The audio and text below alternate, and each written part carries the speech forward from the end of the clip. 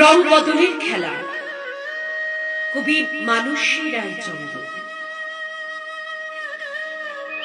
স্বরাঙ্কনে আমি মুনমুন চক্রবর্তী সেন। ভালোবাসা হচ্ছে গাছের মতো, নিয়ত যত্ন নিতে হয়। প্রতিদিন গাছেদের যেমন জল দিতে হয়, আলো বাতাস তাপ দিতে হয়, আগাছা নিড়িয়ে দিতে হয়, নইলে মরে যায়।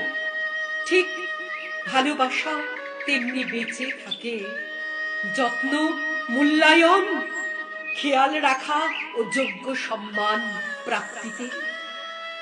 ভালোবাসা প্রকৃতির মতো, প্রকৃতি তার অপার সৌন্দর্যে মানুষকে বিমোহিত ও মুগ্ধ করে তোলে। হারিয়ে দেয় এক নৈসর্গিক আনন্দে।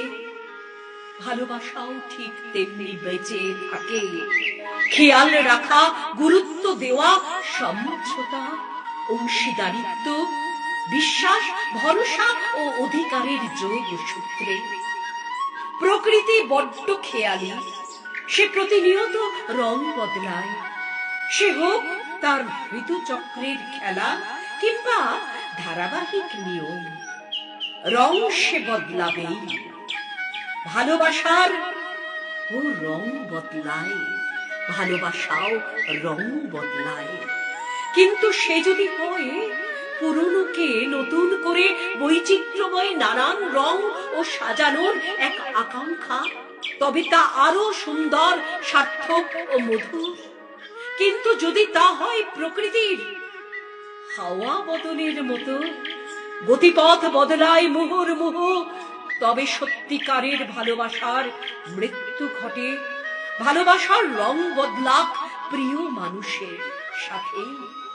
কৃষ্ণচূড়ার পাপড়ির মতো রক্তিম আভায়, রজনীগন্ধার মতো অপূর্ব শুভ্রতায়, বসন্তের বনফুলের মতো সৌরভময় ও চিরসবুজে, শরতের শস্যের মতো সুন্দর ও সার্থকতায়, বর্ষার জলোচ্ছ্বাসের মতো পরিপূর্ণতায়।